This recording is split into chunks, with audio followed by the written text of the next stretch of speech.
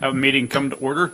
Worthington City Council regular meeting, 5:30 p.m. Monday, December 23rd, 2024, City Hall Council Chambers. If I could have everybody rise for the Pledge of Allegiance. Pledge allegiance to the flag of the United States of America and to the republic for which it stands, one nation, under God, indivisible, with liberty and justice for all. Well, welcome everybody.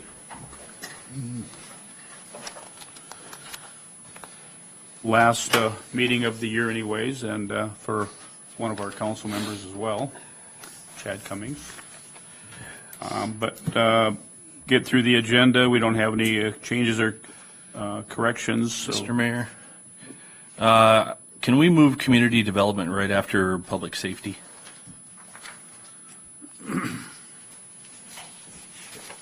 I'm okay with A that. large agenda, and we Council? have people here for one of the subjects.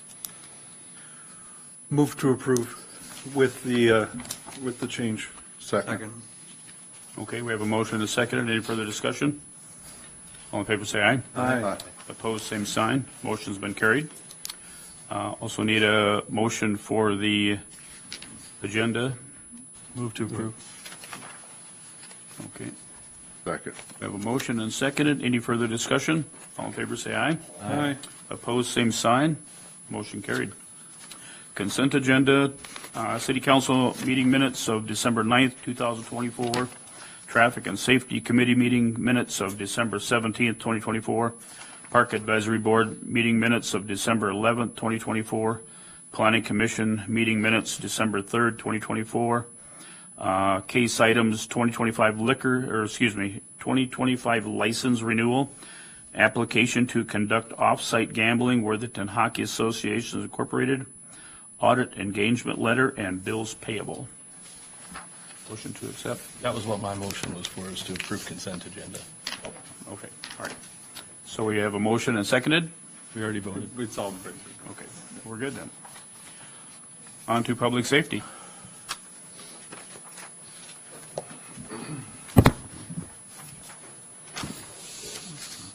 Mayor and Council, it's my privilege to introduce AQ, who recently joined our Worthington Police Department team. Q was born in Thailand and spent the first 8 years of his life with his family in a Thailand refugee camp. The family was able to leave the camp as a result of a United Nations program and move to the United States.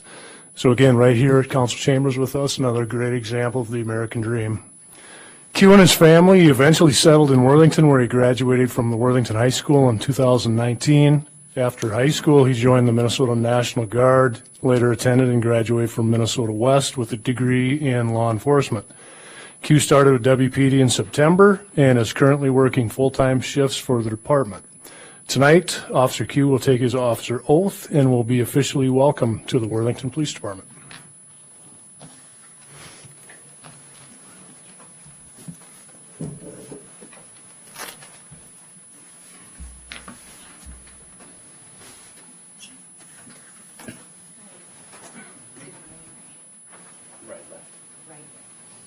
Repeat after me. I, AQ, I, EQ, do solemnly swear that I will support the Constitution that I will support the Constitution of the United States of the United States and the state of Minnesota, and the state of Minnesota, and faithfully, and and to the best of my ability, to the best of my ability, discharge the duties discharge of the duties of a police officer of the police officers with the police department with the police department in in and for the city of Worthington and for the city of Worthington during my continuance of employment. during my continuance of employment. So help me God. So help me God. Thank you. There you go. I have you sign.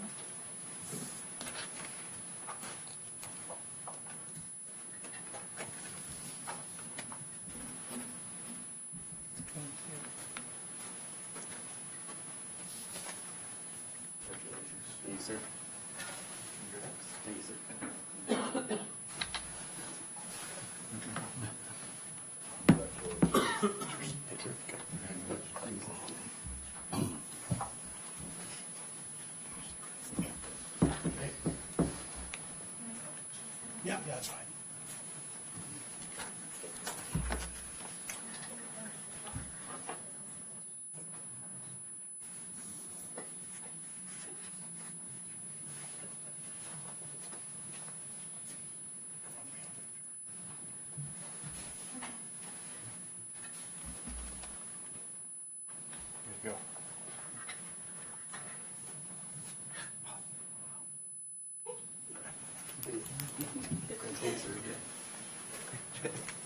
That's being official.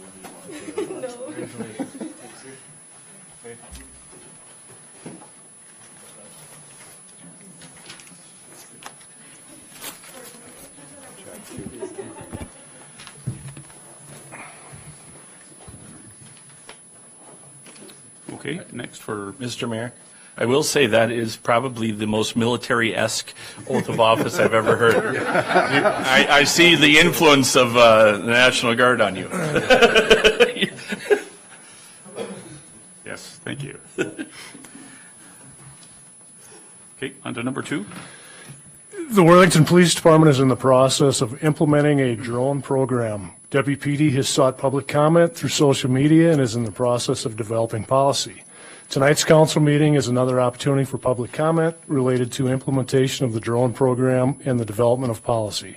The draft policy is shown as Exhibit 1 and will be posted on the WPD webpage.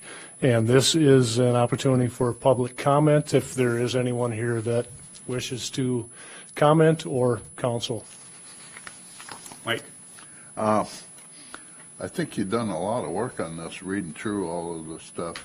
Have you had the public comment open a long time, or is it, how long you been working on it? We've been working on the policy for a while, but the opportunity comment was posted last week, I believe. Okay. So You know, most of what's in the policy itself is dictated by state statute, so we don't have a lot of room to navigate that.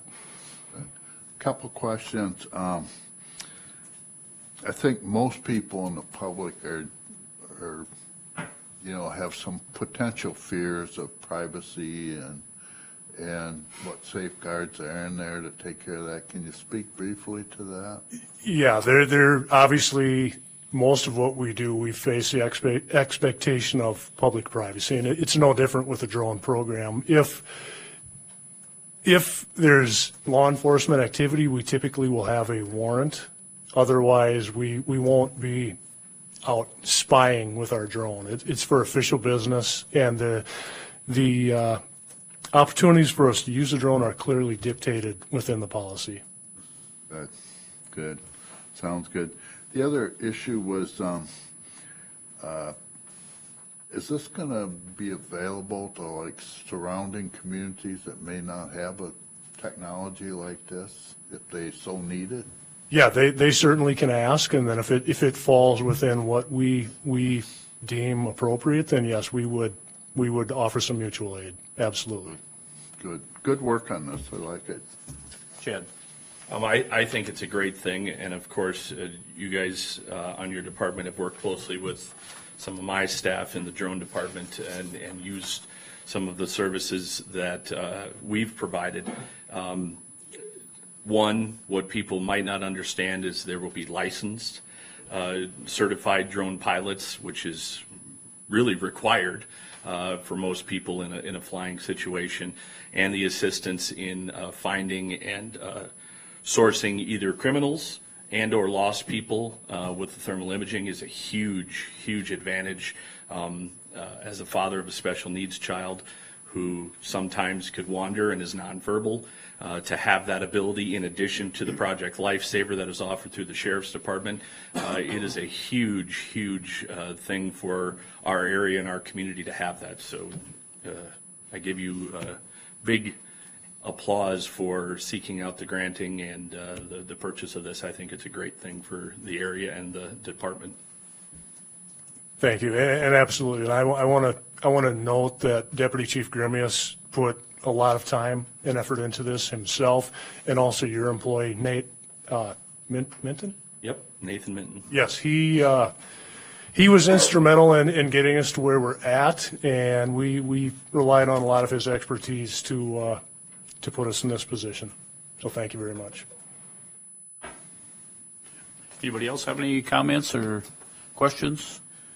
Is the public comment period open for another length of time, another week, 2 weeks? Yeah, and the opportunity, I mean, they could comment to us on Facebook at any point, even after we take it down. So that, yeah, there's always room for comment. Okay. Nothing else. We'll go on to number 3 for you. The Early Risers Kiwanis Club generously donated $150 to the Worthington Police Department DARE program. The donation will be used to purchase DARE supplies. Council action is requested to adopt a resolution shown in Exhibit 2, accepting the $150 donation. Move to approve. Second. Motion and seconded. Any further discussion? All in favor, say aye. Aye. Opposed, same sign. Motion carried.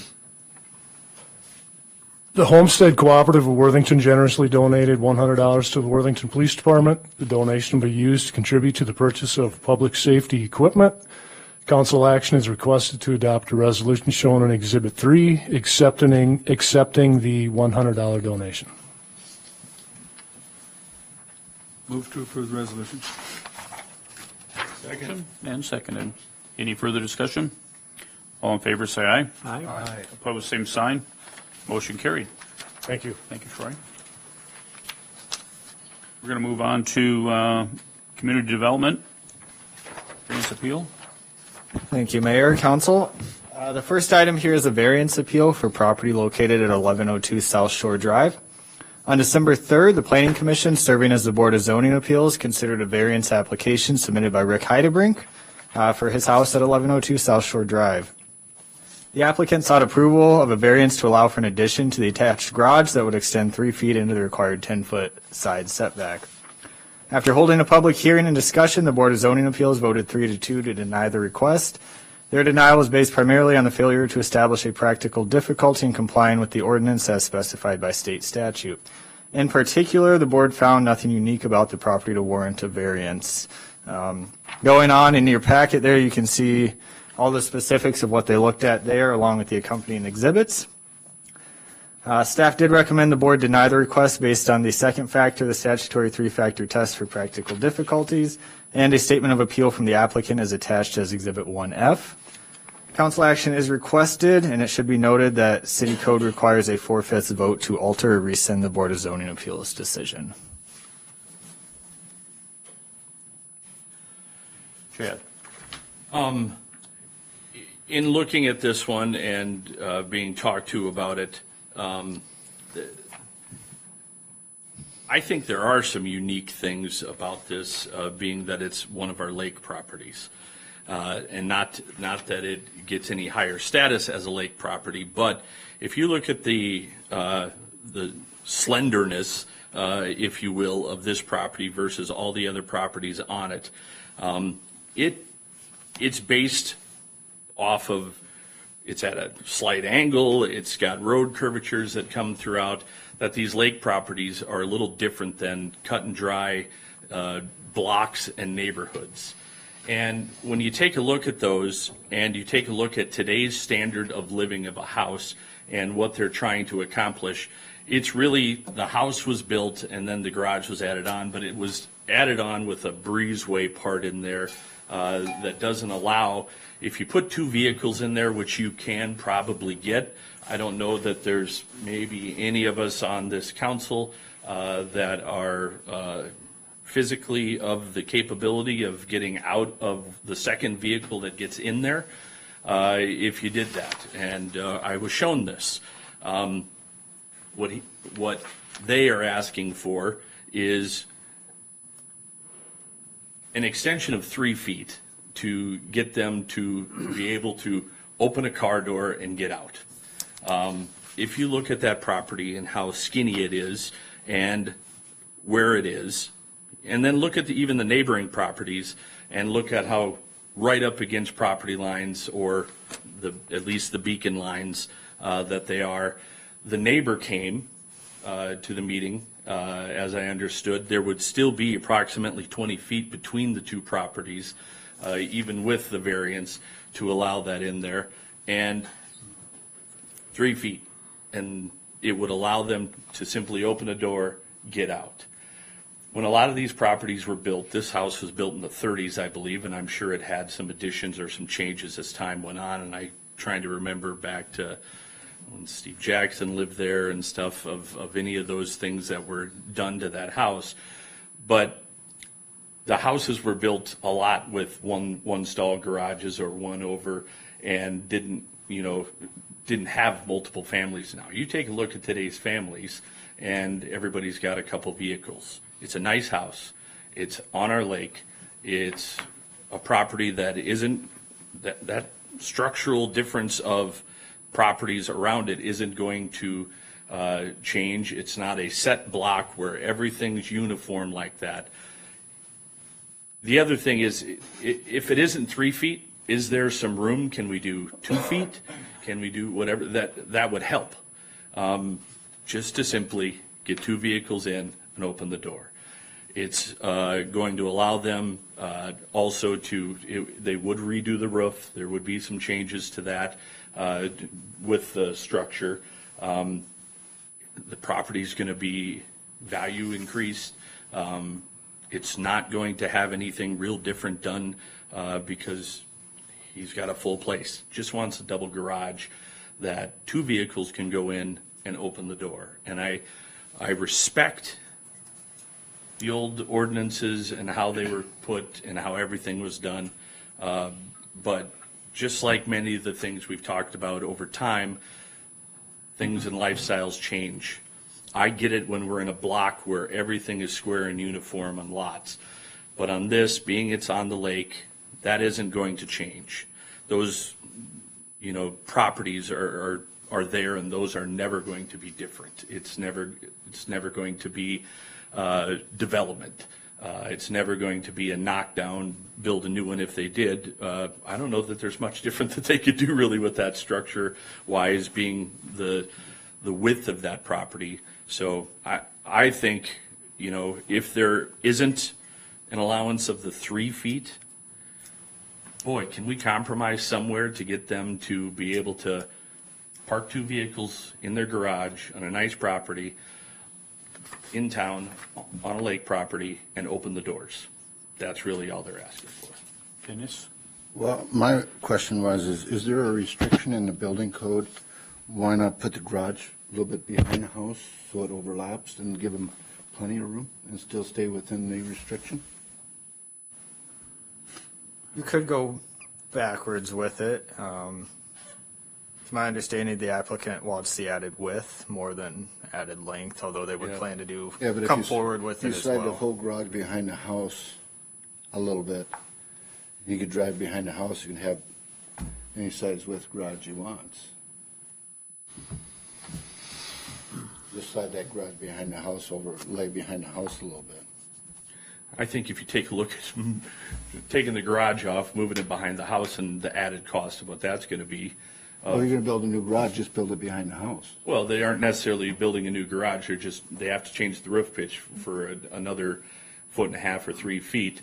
That's all they're doing is just widening one wall out and bringing it forward to match the front. Yes, son?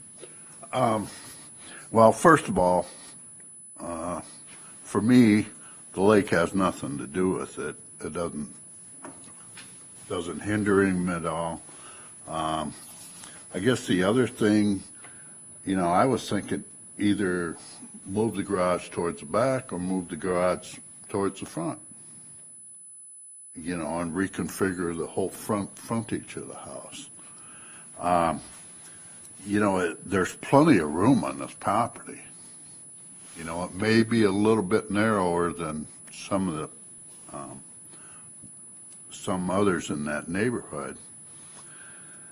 The other issue I looked at, looks like there's, 1.5 to 1 3/4 foot he could go to widen it out. Is that enough? And not be in the setback, right? According to the numbers I was reading. Yeah, so we are making some assumptions as the applicant hasn't had the property surveyed. And it very well could be that you could get it surveyed and you might have the 3 foot and still meet a 10-foot setback anyways. Our city code doesn't require a survey prior to a project like this. So they chose to pursue a variance here. I guess, the 3-factor test, and I've seen a lot of them, and some of them have come in with a variance of 7 feet into the setback, 6 feet into the setback, 5 feet into the setback. If you approve one at 3 feet, where do you stop? it sets a precedent for us, and I think, I think the planning commission, while it's not ideal, I'd hate to set a precedent on this property. I know there's properties in the middle of town that are kind of goofy, and, sometimes you need a variance on those, but I just don't see a variance on this when you got so much room in the front and so much room in the back. And I just can't see overturning the planning commission. Amy? This one. Can they move it forward? Is that a possibility? Is there space there? Because I know Yep. you can't, you have to stay a certain amount. Yeah, you can even see Exhibit 1B. They are showing an addition, so they'd go 3 foot wider, and then they'd go more forward with it as well, while maintaining the existing. So, and none of that's a problem. That's within the, Yep. Yeah, the only problem here with the proposal is that side yard setback.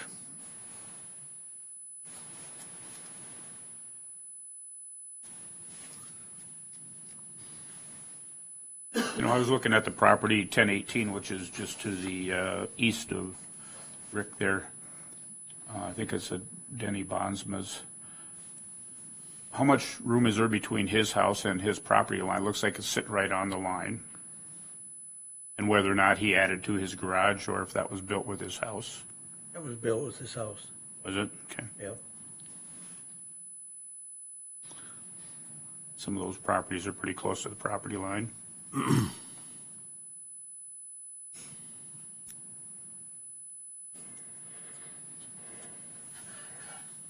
Anybody else have anything?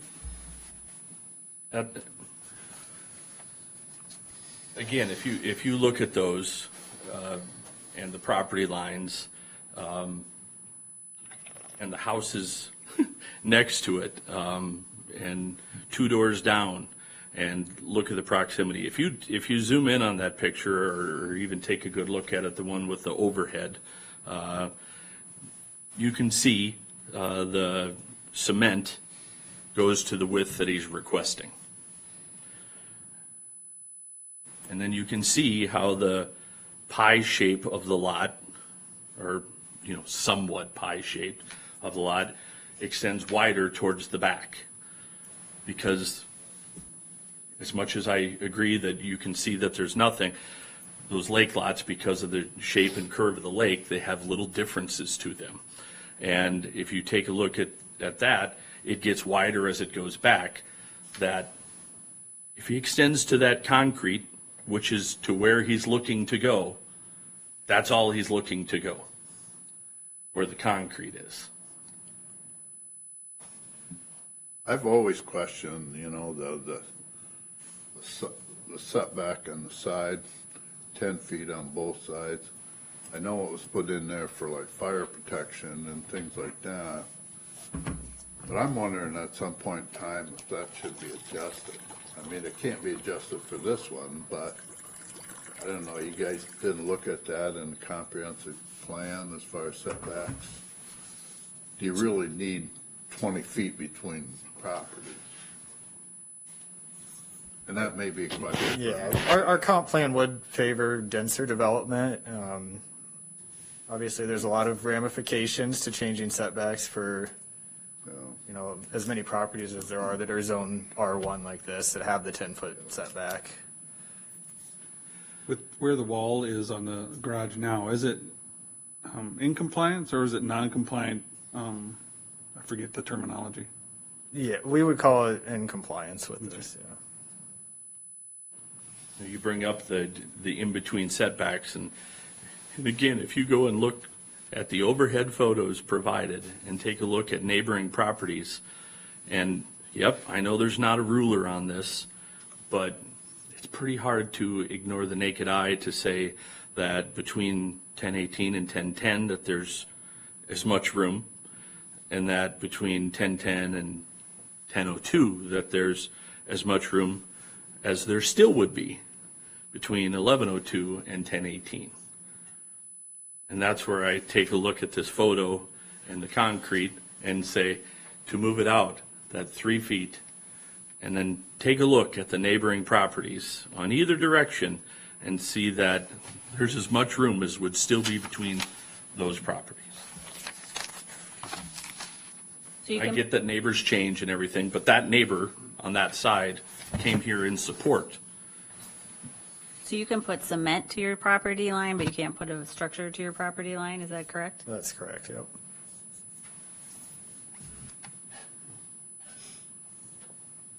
I think what Chad's saying makes sense. It's kind of common sense that we do have to adapt for larger vehicles, and if he only goes to where the concrete is, it really won't feel any different.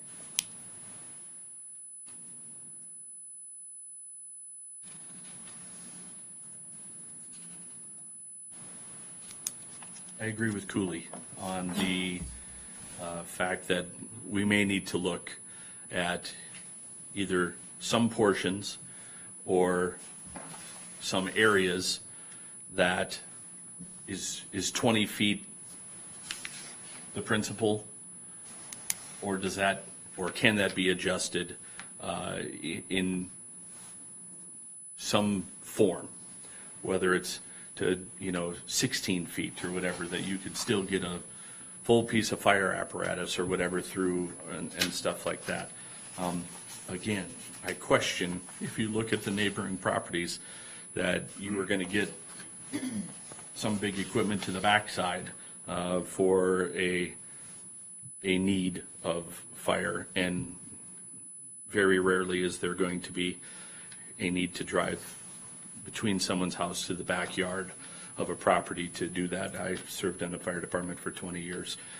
That's just not a real regular occurrence. There's enough equipment to get around and fight those for those things.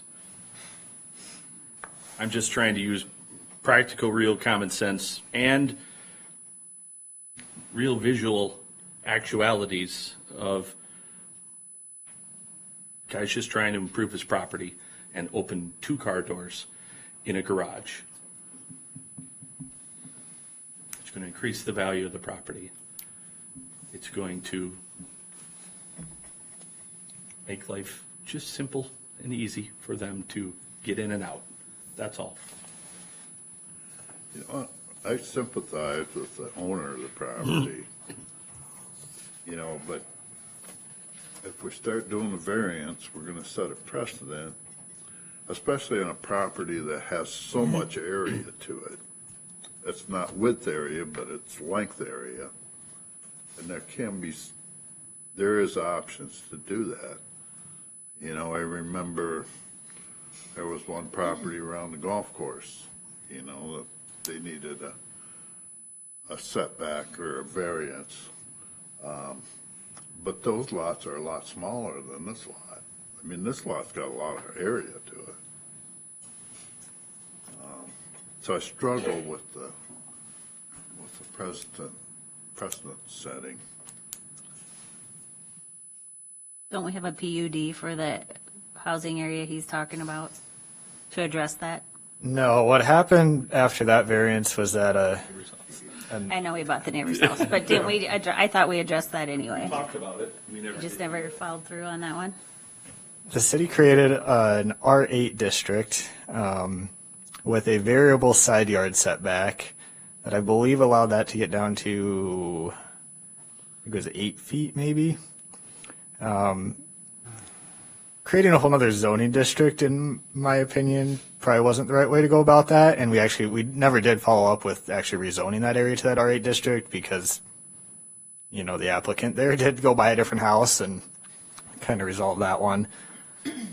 With the width of this property, we could consider, a text amendment with a variable side yard setback like we have in other zoning districts. If the property is less than 70 or 75 feet, maybe you're allowed some smaller setback, something like that. It's something we could give consideration to.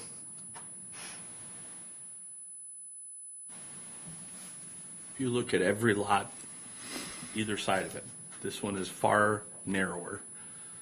More narrow. I don't know if my English is right. It did narrow up. No, yesterday. it didn't. It's been that way, and there's plenty of room behind that garage to set another garage without making a variance. And he's gonna build a 23 by 36 garage, so he's gonna have to take down that whole garage almost anyway to build that garage for the roof height. So to me, he could build it behind that house and have what he wants.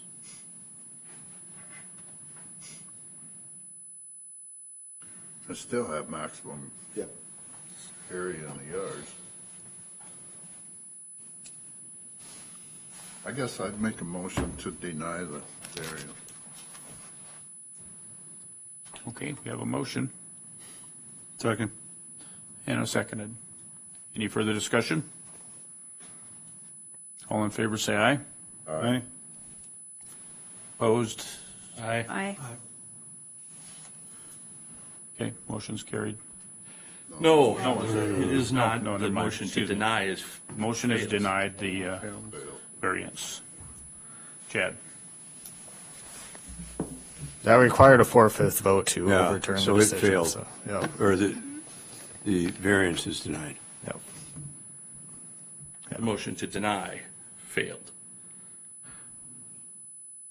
Well, The variance was two. not approved. if Variance was not approved. if the motion had been in the affirmative, there weren't enough votes Yeah. that would have voted aye to go with, so you certainly can, to make it sound right, you can certainly Yeah. move. Well. Approval? And my question then is there any compromise to this? There's a 1.5 feet. I think there's compromise, that 1.5 foot or even the text amendment way of doing it will be an option for the homeowner yet.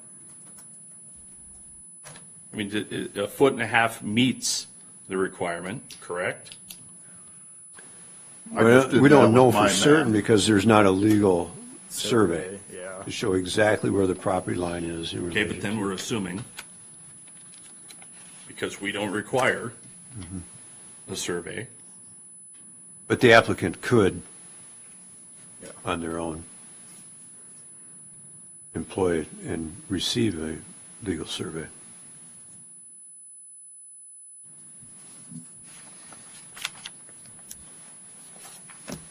I guess any compromise is really up to council here. so what's the compromise situation, an amendment versus a compromise on distance?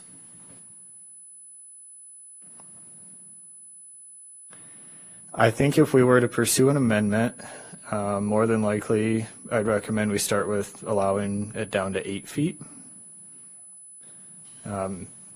There's a lot of properties that are zoned R1, and we need to be very careful about how we do that, and that we don't initiate a text amendment that's reactive to one variance request.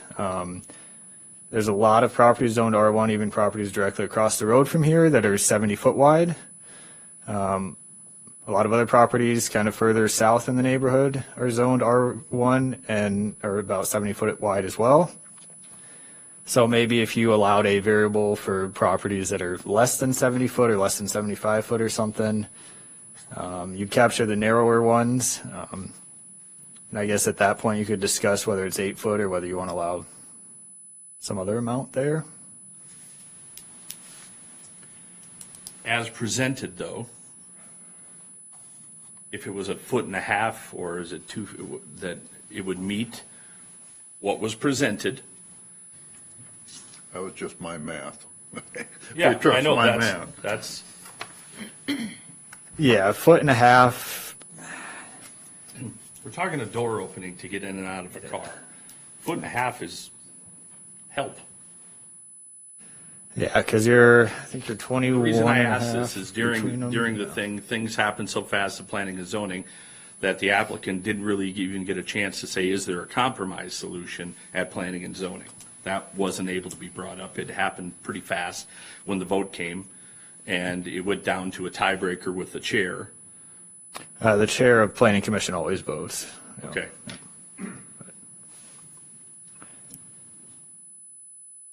Yeah, you're certainly welcome to introduce any sort of compromise here if you wish to. Or do you send it back to planning and the planning commission? Let them decide. I think can't the applicant work with Matt and come up, I like that text change, because then that doesn't open us up to a lot of precedents on all the R1 properties. And in that process, if the applicant thinks that 1.5 feet is sufficient, then he could just do that, right? If you do the text amendment change it to 8 feet, he meets the 3 foot. That's how close we are. That's where we're at right now. That's why I'm saying even if there's a compromise, it's there. But if it goes the amendment route and you do that, which gives a visual heartburn, at least in my eyes, to Matt, in dealing with the multiples there of properties. I agree with you, though, honestly, in the 75 feet or smaller width-wise, what it does to a structure. And here's a house bought, purchased there. It's 1.5 feet to 3 feet or whatever they're looking for.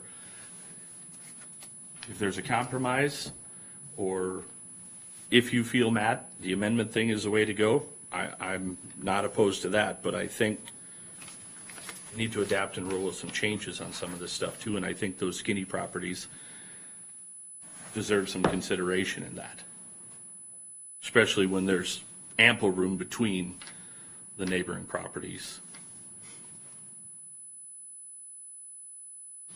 Is that clear?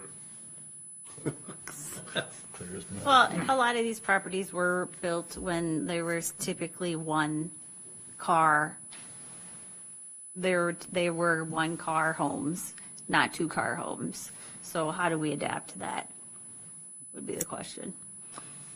I will work on some sort of proposal to hold a discussion with our planning commission, hopefully in January. But other than that, if you wanted to introduce any other motions, now would be the time on that. Otherwise, we'll discuss this more with planning commission. Is there a deadline on the, for the variance appeal? Well, we did just have a vote with council, so that would be the final decision there then. So after this meeting, that variance application is done. Okay, that's it? We had a vote to deny, and it failed. So are you going to do a vote for the affirmative? Well, that's what I'm trying to get a response from community development on. I don't think you're going to get your 1.5 feet, 2 foot, 3 foot now, but Part of my position, Chad, is to enforce our zoning ordinances. For me to sit here and tell you that I think 2 foot is okay or 1.5 feet is okay, that's not really my place to say that. I'm not necessarily. asking for you to give your opinion on that as an individual, especially as the person in charge of planning and zoning. I'm asking as a policy, if we did the compromise to 1.5 feet, as it was presented, as it was done, it would meet the 10-foot setbacks, All right. according to the numbers that are there. Why don't we wrap this up? We've Yeah. already voted and, Assuming that. Point of order. okay, This is an open discussion, an open meeting. okay. Then we need a motion on the floor. Let it go. Yeah. When we have council suggesting that it's never going to pass anyways and things of that sort, and that, well, and it didn't say never. I said when it was proposed that we take a look at it in the future, but tonight is not the time to start the policy change without having it go before not the asking for a planning and policy zoning. change. So Not asking for a policy change. To answer your question, Chad, the 1.5 might work. We'll need to examine some legal description of property and see if we can try to nail down exactly where the property line is a little bit better, so. He has to survey it first, don't he? Possibly. I'll work on that with He the might applicant. find out that he's on the other guy's property. Yeah, that's something I can work with the applicant on that to see if there's any wiggle room within that 10-foot already, yep. Okay. We have to do anything with the motion or? Yep. So, okay. All right, moving on then. Number 2, this is an updated joint resolution for the annexation of parcel 20-0162-000. On August 26, 2024, council approved a joint resolution with Worthington Township annexing parcel 20-0162-000, formerly known as Vote Farm. After approval and submission to the state, a discrepancy with the legal description was identified. The annexation followed the surveyed property boundaries, which was thought to have aligned with former annexations surrounding the property. Using only that description would result in a slight gap in the city's boundaries. In order to ensure no gaps in the annexed area, council was asked to approve the updated resolution in Exhibit 2. Same piece of property, just a slight discrepancy in the legal description here. If you want the details, I can bore you to death with that later. With that, council action is requested. Motion to approve the updated joint resolution. Okay, we have a motion and seconded. Any further discussion? All in favor, say aye. Aye. Opposed, same sign. Motion carried. Thank you all. Matt? You can Public Works?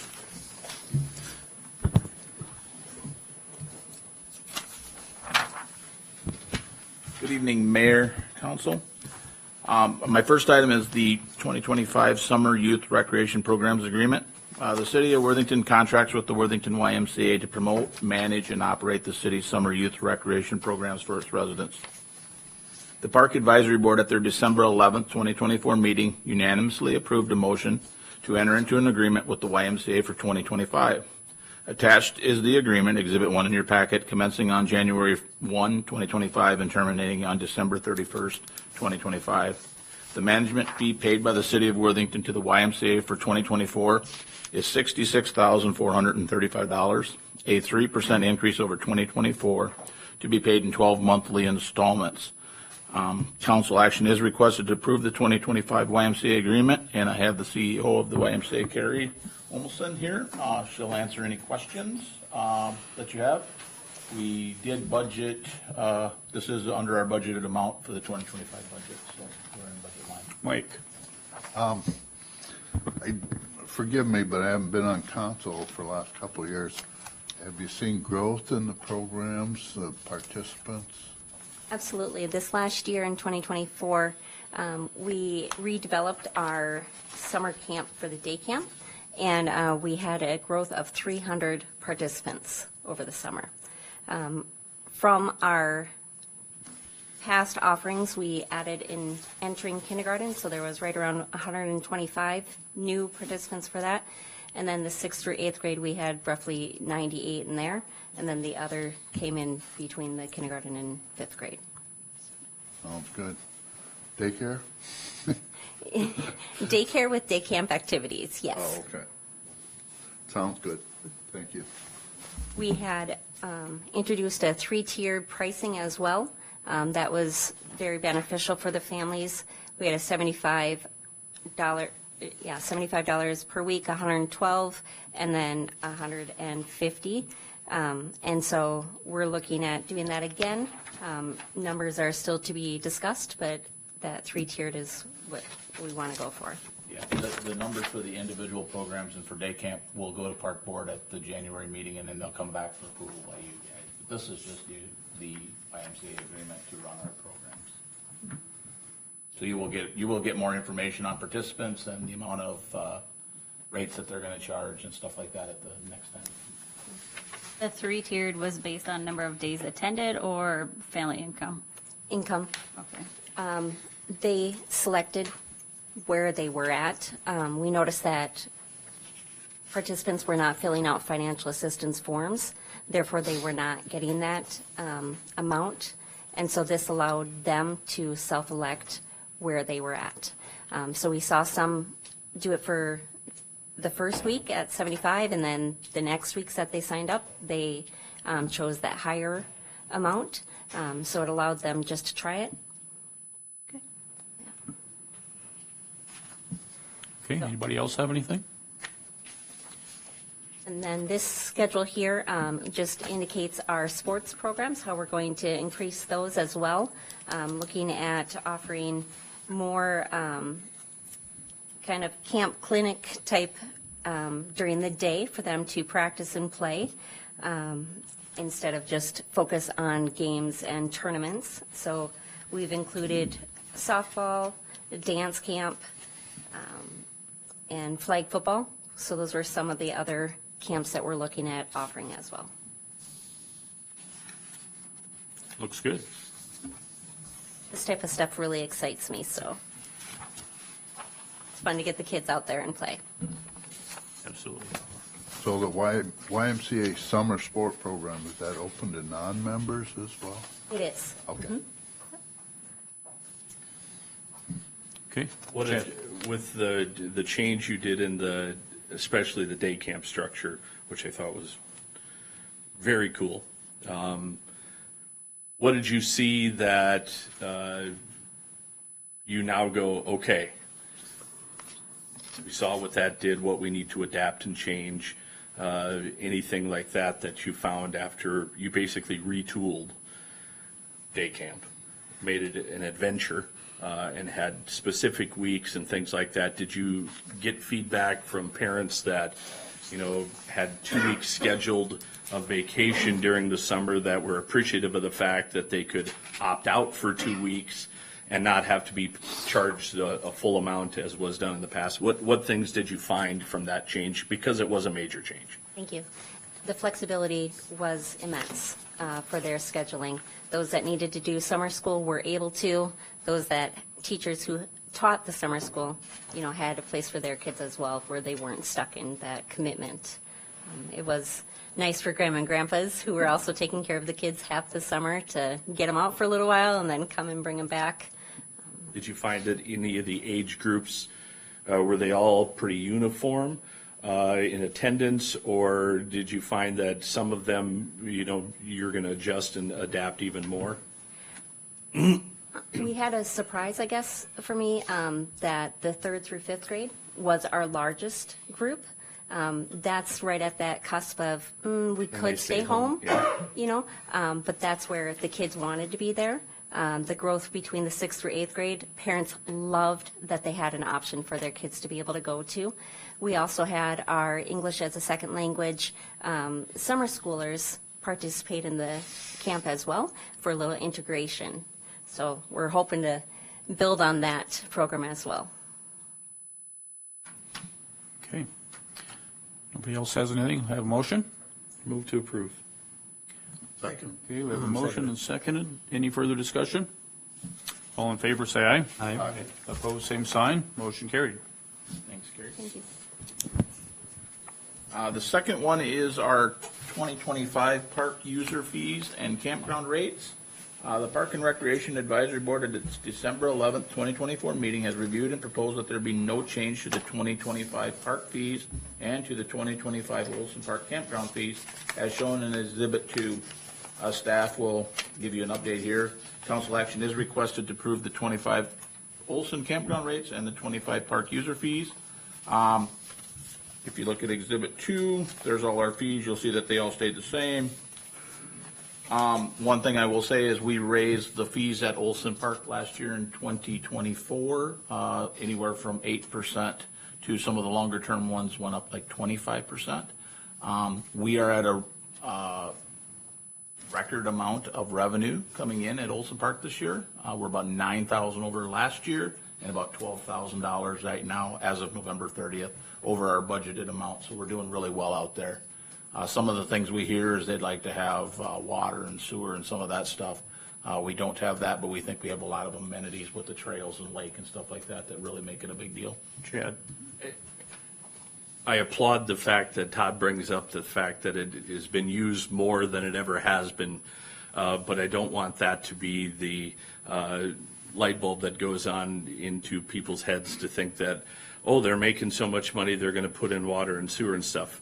The fact that it was 9,000 more than previous years, it would take a lot of years to get to the point where that would even be able to tickle the amount that it would cost to put water and sewer in that campground and that property. So while that's great, I just wanted to temper the word record a little bit with reality.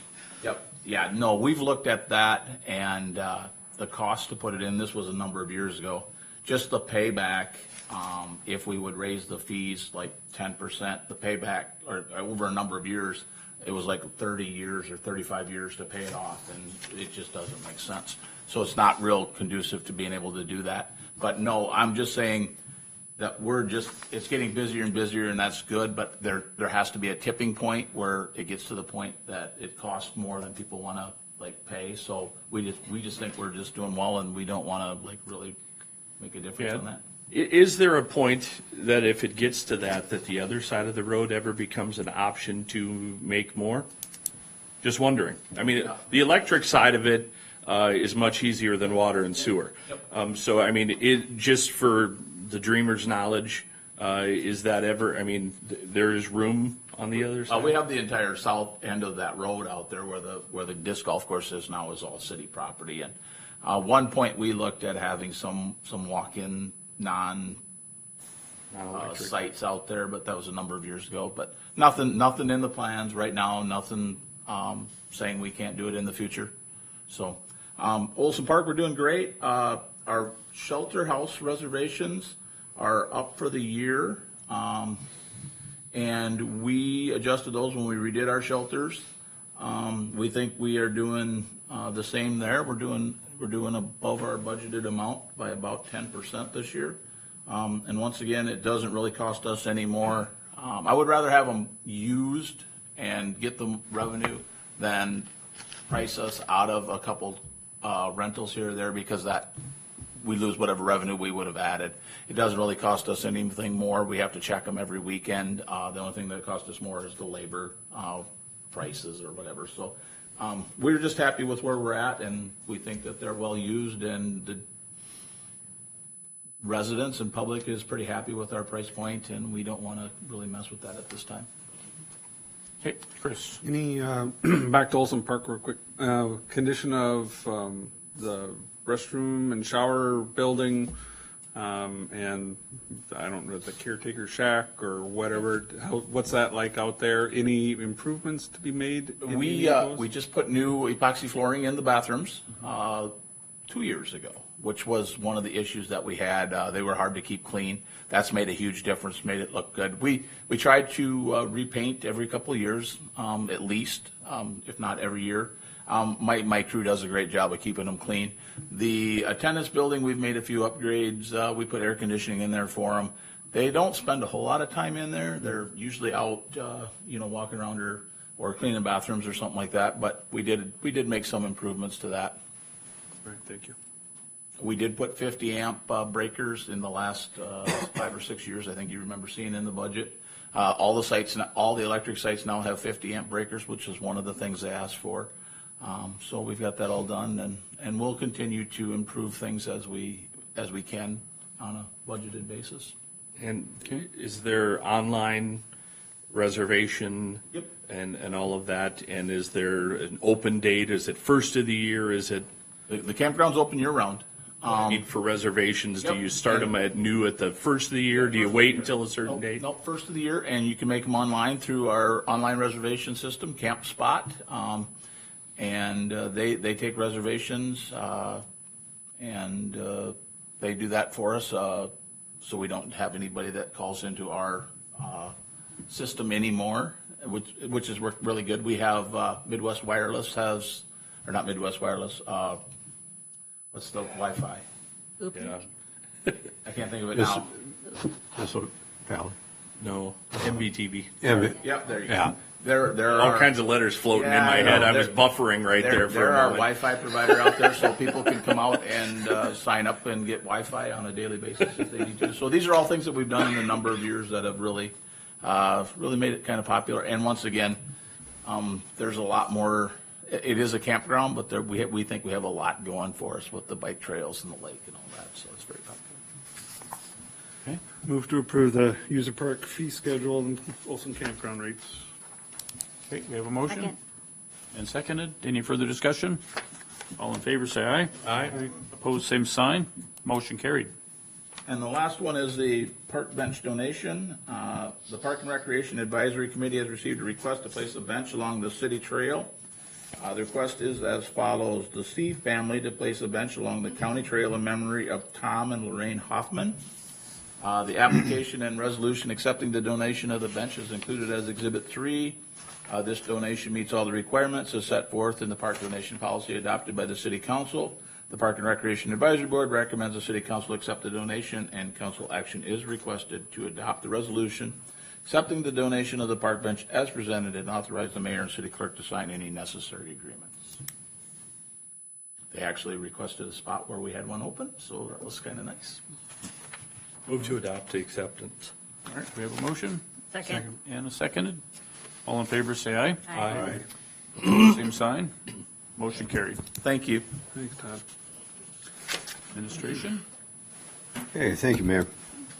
First item, some cleanup of accounting business. These are transfer resolutions. So whenever the city transfers funds from that were not budgeted in that particular category, a transfer resolution is required. The first resolution approves transfer from the general fund to the recreation fund for the use of American Rescue Plan Act, ARP money. During the 21 and 22, City of Worthington received $1,431,488.03 in ARP funds. On February 26, earlier this year, it was decided to use $17,185.36 of these ARP funds for the professional fees related to the potential new ice arena. The ARP money is located in the general fund, and council action is requested on the resolution to move the money from the general fund to the recreation fund. Do we do these separate or together? Were these one resolution, or was it two? It was two separate resolutions. So we need action on each one. To approve. Oh, second. Okay, we have a motion and seconded. Any further discussion? All in favor, say aye. Aye. Opposed, same sign. Motion's carried. All right, the next resolution is approving the transfer of funds from the Economic Development Authority to the Worthington Regional Hospital Fund. The hospital funds fronted the cost of the project. This is the Cecily Street and residential subdivision project. That totaled $612,985.71. It's decided to pay back the hospital funds as the lots were sold. One lot in Cecily, the development was sold on September 24th of this year for the amount of $40,069.88. Council action is requested on the resolution to move the money from the EDA fund to the Worthington Regional Hospital Fund. Council is requested to adopt the resolution to transfer the Amy? funds. How many lots are still available on Cecily? We have 4 that are not spoken for. We have, of the 17 that are platted, we haven't closed on all of them. A number of them, we have purchase agreements with down payments in escrow, but 4 are completely unspoken for. I move to approve Exhibit 4. Second. Okay, we have a motion and seconded. Any further discussion?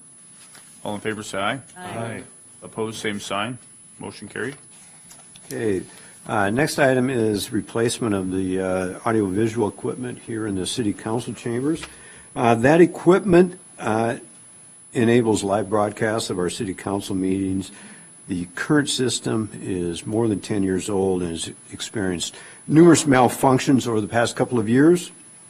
availability of replacement parts, and unreliable repair service has hindered our ability to reliably broadcast our meetings. Staff, along with representatives of Studio 3, have researched upgrades to the system with various vendors. And attached as Exhibit 5 is a proposal from Audiovisual Integrations of Sioux Falls. The proposal calls for a replacement of needed equipment while integrating our existing equipment when appropriate. The new system will also enable interactive meetings, which are not currently possible here. The proposed cost to furnish and install the updated system is $82,972.40. Funding for this project will come from currently unobligated American Rescue Plan funds. Council action is requested to approve the proposal and authorize.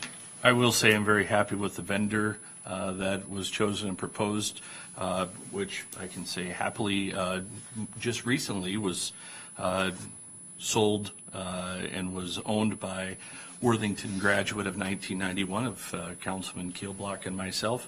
And he recently just sold the business to his partners there, but they've done several projects here in town with individual homes and businesses, and they're a very reputable company. And they recently completed a complete upgrade for the city of Laverne. Yep, they do good work. They do really good work. Just a technical question. I see there's tabletop microphones for the council members, and then pendant microphones for the Pendant would be hanging from the ceiling ones, not on your lapel, not a lapel. Bar top pendant. Yeah. Because I was thinking some of us like to lean back away from the microphone. No, we still need to talk towards the mic, no matter where the mic is. Okay. If you did big omnidirectionals, you'd hear every paper rustle and everything going on all around. If you do unidirectional, you still have to do that, but those will pick up much more because they'll be directly above and not in somebody's face. You come to expect it here, they don't. So for them, it's much more comforting, and they're a different base microphone to pick up that audio very well. This includes chair shocks if you lean back too far. You get too comfortable. Sometimes I could use that. True statement. I move to approve. Second. All right, we have a motion and a second. Any further discussion? All in favor, say aye. Aye. Opposed, same sign. Motion carried. Thank you. Next one is upgrading new versions of our accounting software. It's necessary to upgrade the finance department's accounting software to the newest version of Encode. This version complies with current accounting practices and will allow compatibility and communication with the software that is also being updated with Worthington Public Utilities. Exhibit 6 includes a proposal in the amount of $28,490. That's for the software, the version 10 ERP software, and another $24,360 for services to migrate the existing data to the new software. Funding for the project will come from currently unobligated American Rescue Plan funds. Council action is requested to approve the proposal and authorize the mayor to execute Mayor and Clerk to execute the proposal. Chris? Is there an annual fee for the program?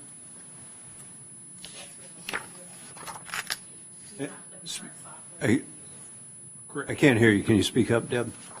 We do have an annual maintenance agreement with them, so it's still the company that we use currently, it's just now cloud-based. The maintenance fee be similar to what we currently? I'm assuming. Okay. Yeah. It'll probably be more. I don't know. It all goes. Make a motion to approve. Second. Okay, we have a motion and seconded. Any further discussion? All in favor, say aye. Aye. Opposed, same sign. Motion carried. Next item is to upgrade the municipal sanitary sewer and water service to underserved neighborhoods. council is requested to provide $60,603.73 in funding from unobligated American Rescue Plan funds for the purpose of upgrading sanitary sewer and domestic water service to underserved neighborhoods. Council action is requested. Mike? What is underserved neighborhoods? Is there It- a definition? My definition is if you don't have access to municipal water or sewer mains. Do we we have- have a lot of that? Yes. We have multiple properties on wells Yeah. still. Yeah. So this will help offset the city's cost to provide those services that have been neglected for many decades. I would move to approve that. Second. Okay, we have a motion and seconded. Any further discussion? All in favor, say aye. Aye. Opposed, same sign. Motion carried. All right, next one is to adopt a revised employee performance-based merit pay evaluation form.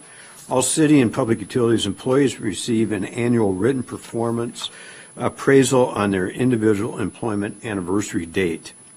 Satisfactory performance, which is a composite score of 3.0 or higher, is required to qualify for any merit adjustment to their salaries. This performance-based system has been in place since the early 2000s when it replaced the STEP system. We have utilized the Griffin Archer Performance Appraisal Form since the inception of this merit-based pay. This form can be problematic for supervisors, and it is common that there are evaluation factors that don't apply to specific positions, giving the supervisor confusion as to how they should rate that specific set of questions. So we've prepared a new form that allows supervisors to select evaluation factors that apply to the specific positions and result in a more relevant appraisal. And I think the appraisal factors that we have put together are those that we see are as important, not only for individual positions, but for positions as a whole throughout the city. We'd like to get this implemented beginning in January of 2025, and so council action is requested, and it has been reviewed and discussed with our members of our compensation committee. As you've expressed over the years that this has been a struggle, what did you guys, I mean, between Lori, you, was it you've been looking at this for how long now? 2 years for sure, I think, from what I recall. So, I mean, did you find similarities in other communities or the process that were able to be adapted in this new plan? When I put this new form together, I had gathered evaluation forms from a handful of cities and picked and chose those statements of evaluation that I found to be most appropriate and most important to what we want to gauge our employees in their performance on. So that was really how we put this together. And if you had a chance to read through it, you've seen many bullet points under 5 or 6 different categories. Some of those, such as there's a number of bullet points under leadership, may not apply to a lot of positions. The way we do it now, every employee gets the all-employee evaluation. Supervisors then get another evaluation that deals with what someone determined was management. We have a different opinion of management. One of the sections, or much of it, deals with resources in staffing.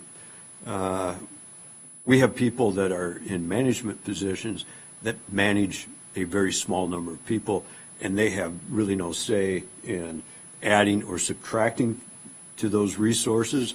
So you have a whole section of questions that you go, well, it's beyond this person's ability to. Scope, actually, beyond their scope of work. Yeah. So our intent was to address this in this new draft of evaluation. Do you have a motion? I applaud the long time of looking through all that stuff and move to approve the new employee evaluation program procedures and policies. Okay, Second. we have a second. Any further discussion? All in favor, say aye. Aye. Opposed, same sign. Motion carried. Okay, next case item is Law Enforcement Labor Services number 4 contract. The current contract for law enforcement number 4, which represents non-supervised patrol officers, detectives, and dispatchers, expires on December 31st of 2024. City and Worthington Public Utilities Management and Human Resources staff participated in-person negotiation sessions with members of LELS 4 and have reached an agreement for a 3-year contract with a 5% cost of living adjustment for 25, 4% cost of living adjustment for 2026, and a 4% cost of living adjustment for 2027. Additional changes included amending off-duty compensation for canine handlers to comply with Fair Labor Standards Act, and changes to the vacation schedule, extended sick leave payout schedule that was adopted by City Council on December 9th. A copy of the revised agreement is included in Exhibit 8. Council is requested to approve the terms of the 2025 to 2027 LELS 4 agreement and authorize execution. Is this union contract comparable to the other two? Let's say the other ones will be comparable to this one. Oh, this is the first? This is the first one. Okay. We have the 49ers, which are members with Public Works, Public Utilities, and our engineering technicians. They have approved a contract. They just did last week, approved their contract with essentially the same terms. Chad? Over the years, we've struggled to maintain a filled police force. Does this contract allow for us to better keep pace, to have ourselves positioned to attain and retain a full line of officers? Which we monitor every year. We do a very in-depth market study with 27 different positions within the city and all of the police department positions. If you recall earlier in 2024, due to market, staying abreast of market competition, when we had already approved a 3.5% cost of living adjustment for 2024, council moved to increase that to a 6% cost of living adjustment for all employees. In addition, licensed law enforcement officers received an additional 3% cost of living adjustment in 2024 to give them a total of 9%. Based on our annual market study, that did keep us competitive in the market, but it's something that we have to monitor on an annual basis. And it is, law enforcement is one of the areas where there's a lot of pressure to stay competitive. We are currently one officer short of our full allotment roster, and we will be waiting towards the end of the spring school year to start searching for recruiting. That we've found this time of the year hasn't been successful, so we'll wait till the graduates are getting ready to come out of school. I'd make a motion to approve. Okay, we have a motion Second. and a second. Any further discussion? All in favor, say aye. Aye. Opposed, same sign. Motion carried. Next item is closeout of 35 projects in the state aid finance system. City had 35 projects open in the state aid finance system dating back to 1994. The state showed that there was $258,118.10 in encumbered funds being held until final paperwork was submitted. This was 5% of the contract bid amounts reported to the state after the contracts were awarded. Over the past 3 years, City Engineer Emeritus Stephen Schneider has been submitting the required documentation to the Minnesota Department of Transportation and recently managed to close out all 35 of these projects. In some of the projects, the construction costs underran, resulting in an overpayment to the city, while other contracts overran, resulting in the city being underpaid for the work completed. The projects also incurred administrative costs for the design, construction, inspection, testing, and right-of-way costs. These are eligible expenses that are reimbursed by the state. These costs are not encumbered by the state, but are reimbursed to the city when reported as part of the state aid payment request. The total amount of reimbursement for these unencumbered costs was $463,722.96. So over the past 3 years, the city has received a total of $721,841.06 by closing out all 35 projects. These funds have been placed in the 401 reserve account to be used for funding future municipal state aid projects, and included as Exhibit 9 is a list of the projects that have been closed.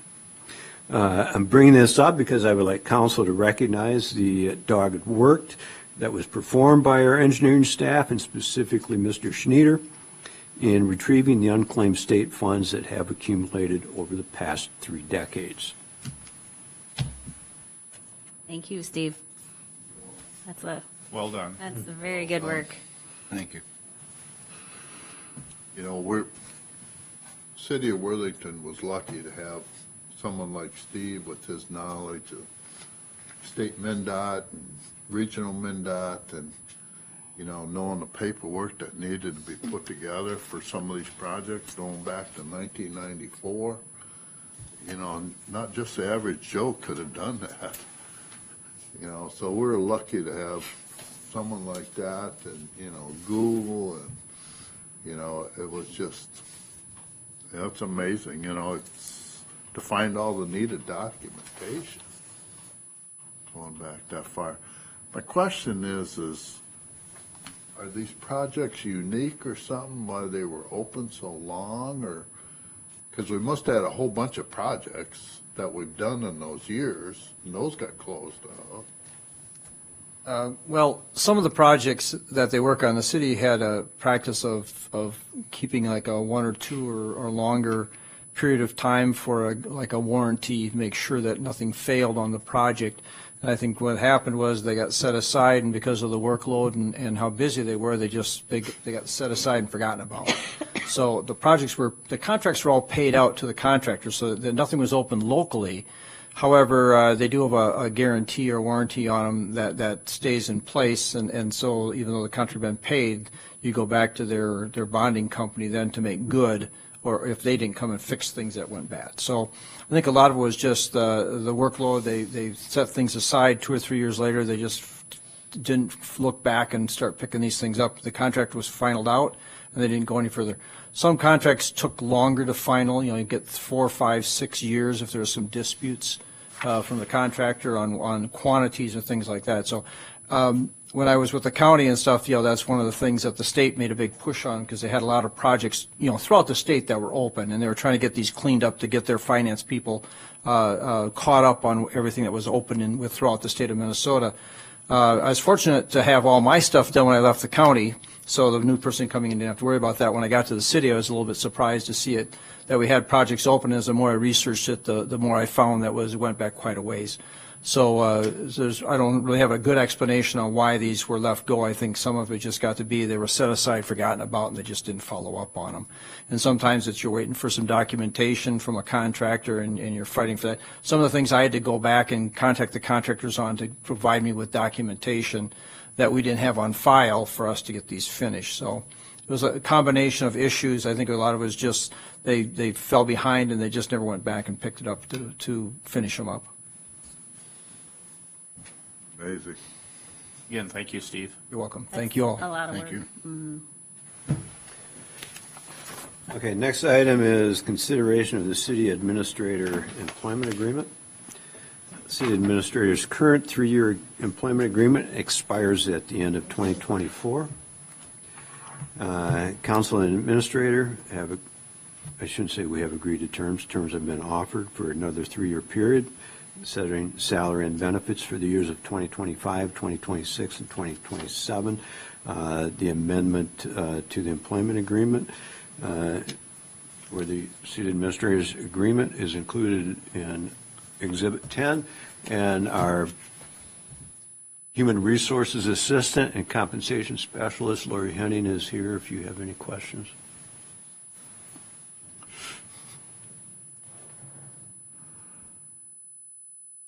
Oh. Anybody? All I would like to say is our city administrator shows a lot of integrity by proposing this compensation package.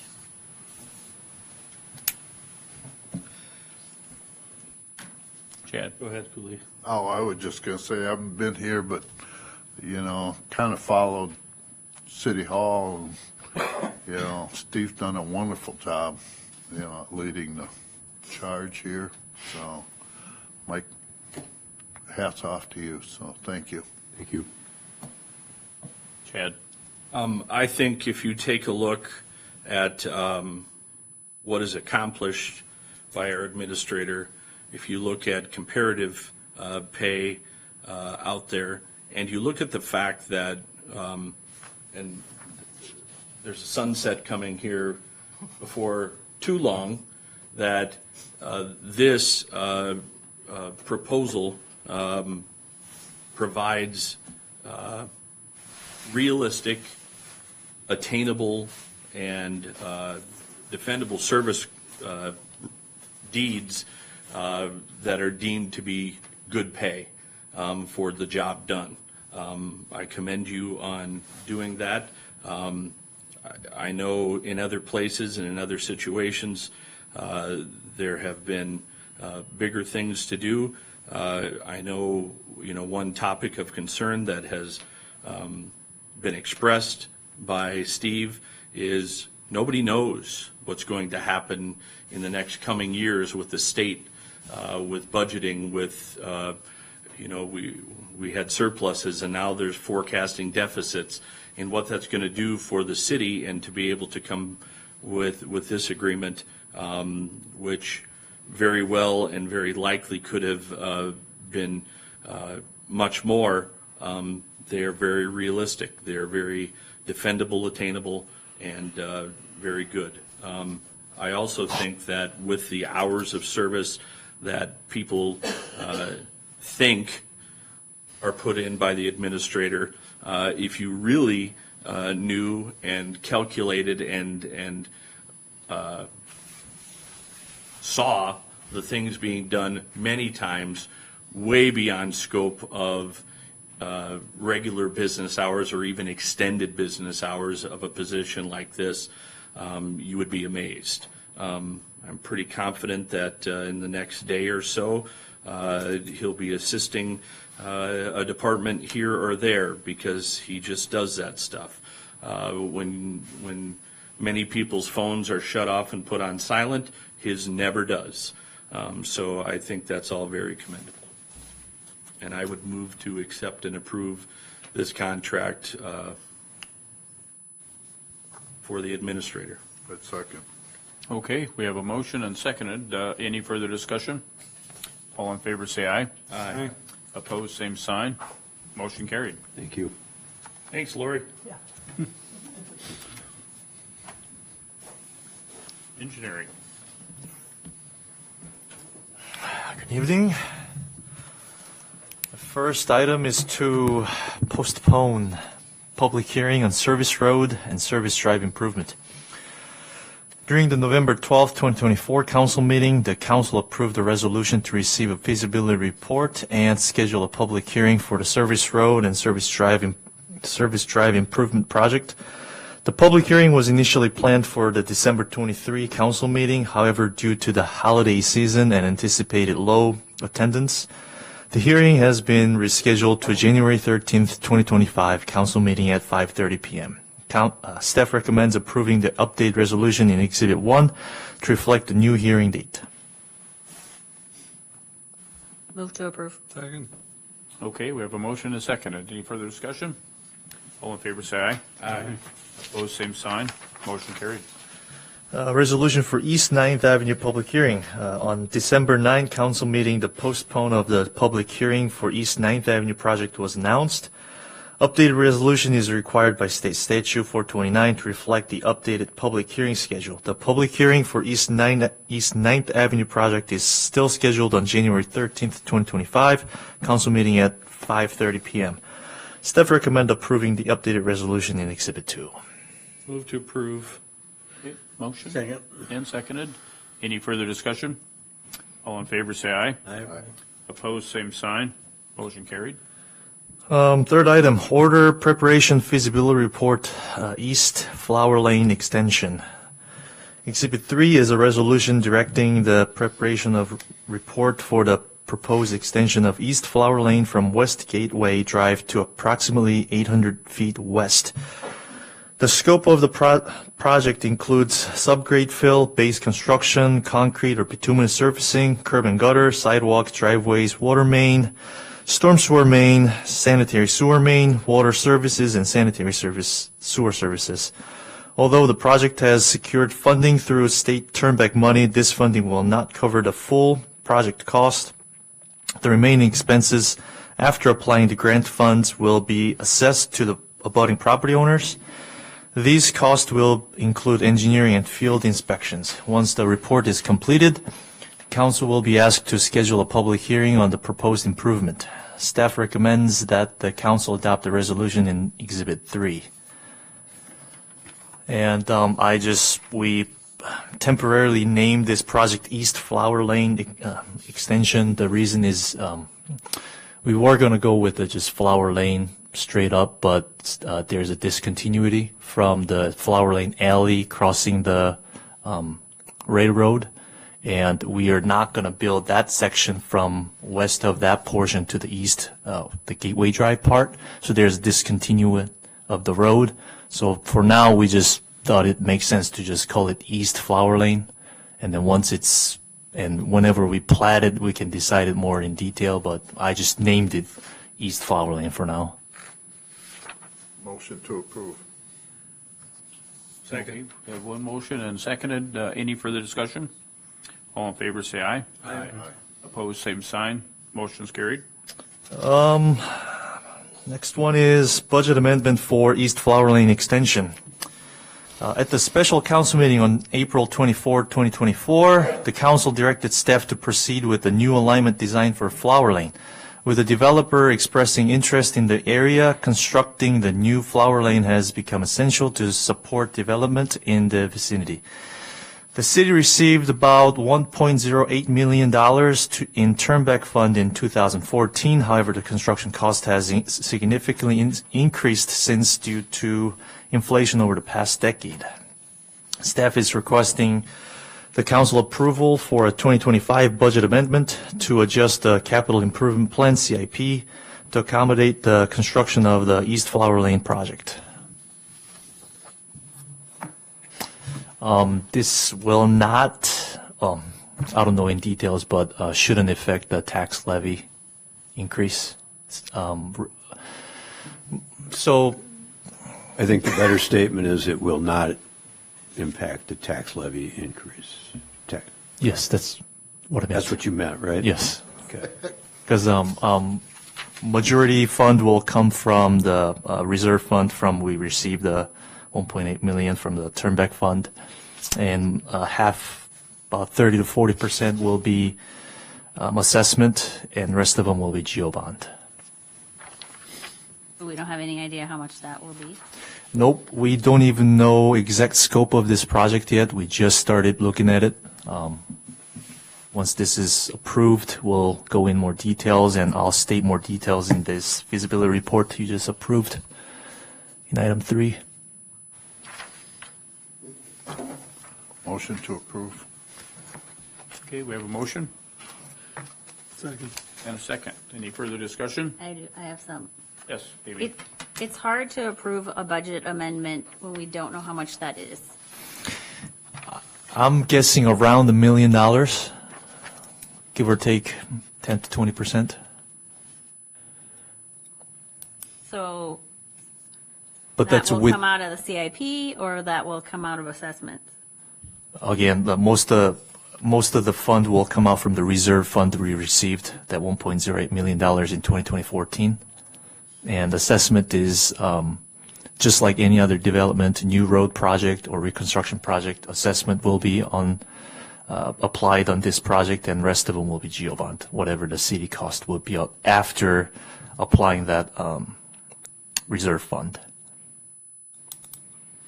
Since this project was not included in the CIP, we wanted to get it on board so that we could begin working on it. This is to accommodate a planned residential multifamily development as preliminary design and cost estimating goes forward. We'll have hard budget numbers, but this is really was not on our radar in the CIP when it was when council approved it just 2 months ago.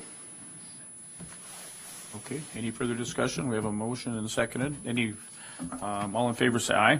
Aye. Opposed, same sign. Motion carried. Thank you. Thank you. Okay, we've got,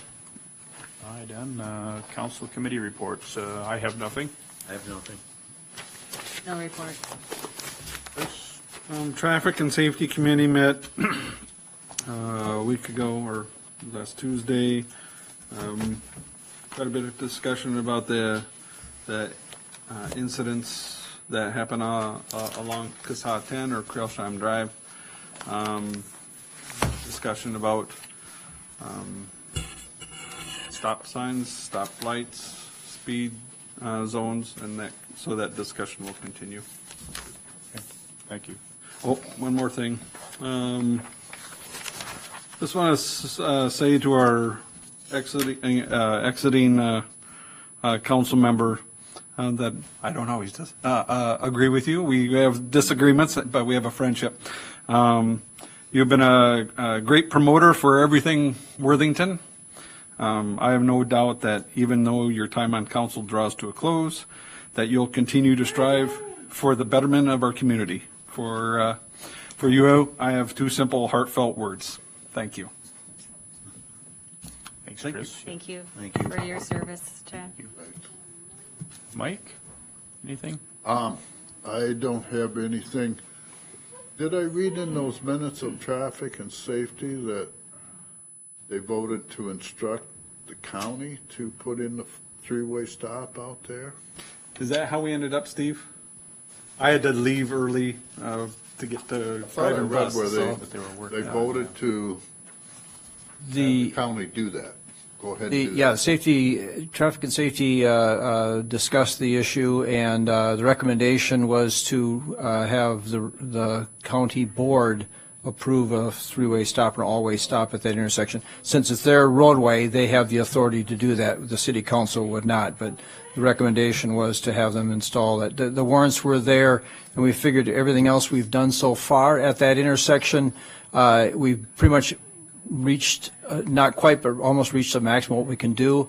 There is an engineering study that is going to be done. It's going to take about a year to do it, but this was something that we felt could be done now to take one more step, and there might be additional steps, but they just haven't been identified yet. So it's the county That was board's good responsibility. to read that they could do that now instead of waiting for another 2-year study to get done. Exactly. So that was a recommendation. And I also would like to say thank you, Chad, for your service. You've done great. You're always there talking about issues, and appreciate your input and especially pushing Worthington. Thank you. Yep, thank you. Meetings, Todd covered everything we had on the Parks meeting. That was all brought up in case items. We did have a joint powers meeting with the Okabino-Ochita watershed, and that there's the filtration system had to have the sand replaced. Every so many years, the top 2 to 3 inches needs to be replaced. Henning Construction did do that. With that, it removes the sediment that comes up when the water comes up in that pond, and does that. There's some things that need to be worked on yet, and the hard part of that pond out there at the former golf course is that when water levels go up and down, what is the standard holding rate of that pond? And then when we get in a drought situation, then if we get a big spring rain that increases it, it takes that area of the pond that doesn't grow vegetation because it's oftentimes underwater, there's just dirt there. It takes some of that up into the filtration and it fills that sand. So they had to remove that sand and do that, and that's an expected every 3 to 5 year project. So there is going to be a bill coming to the city. We do budget and have had a large fund for that has been used over the years, so that is there. And I think your fan club is here. See that? You're done. Sure. All right. Take charge. Just about. My turn to talk. So I probably have known Chad the longest, because I had the pleasure of meeting him shortly after he moved here with his family.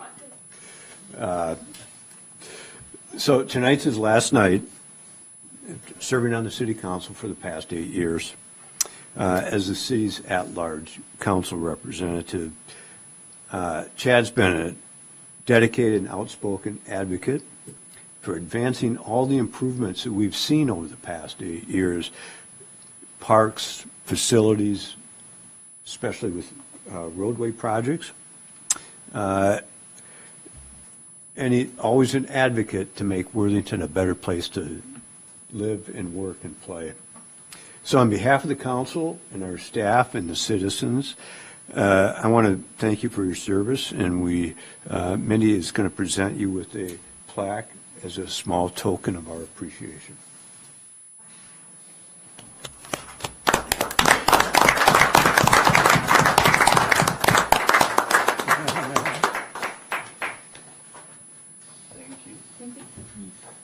Get up here? Yeah. Maybe your family or? Yeah. Sure. You need the wide angle? What's that? You need the wide angle? I do, yeah. I wear black because it's slimming. Come here, buddy.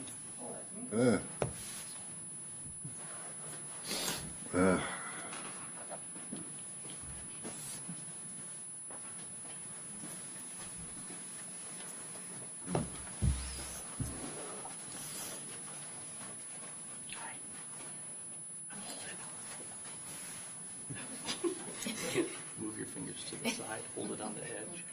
Just hold the edge. So then they can read the words. Good looking crew. Nice. Good job.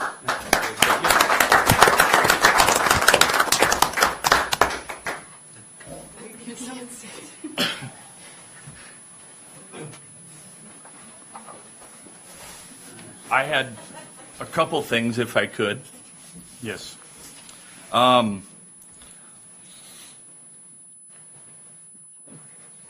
have loved being a council person. Truly loved it. 25 years between Brewster and Worthington. I got this love from probably the best organization ever, and that's the FFA. I loved parliamentary procedure. I love the process. I'm a election junkie, policy and procedure person. It has been, as you can tell, a hard decision, but I just feel anymore that new voices need to be heard and other people need to have input and decisions. And that's my biggest suggestion to all of you and anybody else looking to serve. Open your circles. Too often, we are people who live in the same circle of friends, of work people. This community changes so much every day in business, in opportunity, in development. If we don't open our circles, all we hear is the same thing we heard the day before. Find the people that you don't normally talk to. Most people that I have found in all my years of serving are people who are afraid or think that they don't have a voice in decisions for this community. And if we don't open our circles and talk to those people, you'll never hear those words. And whether it's your coffee friends, the people at work, or the people at, the pickleball or the golf course or whatever, just know that there are many more that you don't talk to every day that deserve your ear and your voice, because you are talking for them. You're not talking necessarily for you. I think this city has taken leaps and bounds in its progressiveness, but still being in a good conservative form and nature. We are one of the lowest tax cities of our size, yet our population, unlike anybody else's in a 60, 90 mile radius around here, is growing.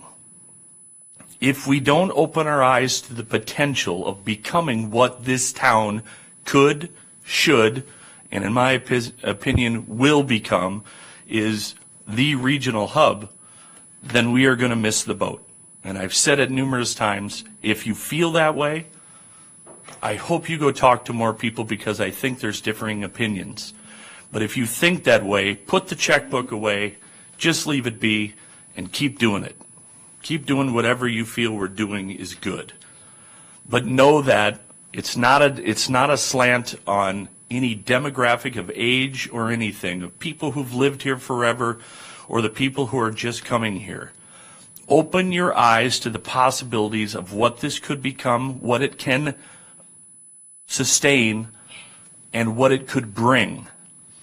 If you want more retail, if you want more activity, if you want more things, all it takes are people. And if you do the things correctly, people will make it happen.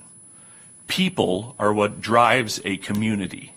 Yes, it takes dollars to keep those things going, but it's people that matter the most. So open your circle to more people. Be open to controlled adaptation and progress. Now, we heard a case tonight where I think, take a look at when this stuff was written, when things were done, how they were done before. We are not the same. My grandma's goulash may have had 2 extra cups of tomato sauce to make it better than my great-grandma's. I don't know. Maybe she put a little more spice in it. I don't know what it was. But just know that things progress and change with time. Look at how your families, look at how your businesses that you've worked in or ran have changed over time with adaptation, a little knowledge, and a little survey of how they can perform. Be open to progress, yet being controlled. I have had the joy of working with 2 great administrators. Jim Newman in Brewster tons of years' experience in a puny little town, and he's served a bank of so much knowledge because, like Steve, he had so many years working under and as not the administrator for so many years, and just banks of knowledge and experience of how to and what to do, and grabbing a shovel at any hour of the night and doing those things. To have an engineer like Steve and a person who has seen this community for years and years to give it the progress that it needs, you have no clue how lucky this community is to have someone like him, and Brewster was to have someone like Jim. And we worked together on a couple of projects over time when I was even on the Brewster Council. Be receptive of the knowledge that having a guy like that is. Tap into him. He's got all kinds of ideas and experiences that can open your eyes to how to do it. Not necessarily, has it been done before? Have we done it this way? Can it be done like this? Throw some spitballs at the wall. He's got a really absorbent wall. I've thrown tons of them in his office. It has probably been cleaned. But don't be afraid to dream, and don't be afraid to talk to people about your dreams, because you will be surprised, I think, at how many people are willing to dream and go with you. Last off, again, there is no better organization for anybody out there than the FFA. It taught me parliamentary procedure, leadership, discipline, and the way a meeting and business things should be run. The opportunity to have the voice for a group, I can't commend it enough. It has given me a life of pleasure in dealing with people on a governmental level that I've thought about, do you run for bigger and different things? And I said no. And I probably had a little help by those people back there that enough is enough. And thank you for allowing me, people, to be your voice. Thank you for always listening to me talk. Cooley especially served a lot of years with me, and everybody on here has served a lot of years with me for the most part. I'm not afraid to talk, as you know. I'm not afraid to express what people have said to me, and I guarantee you I have made so many new acquaintances, friends, and relationships in this community by just opening the circle and being available to talk to people other than the regular group of people you associate with. You get into a stuck mentality of that same group and the same words hitting you in the ear or smacking you in the face. Don't let that be your gauge.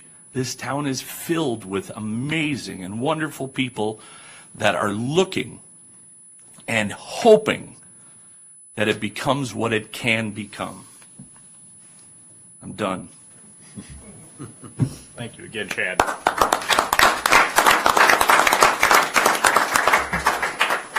Mr. Mayor, I move to adjourn. Second.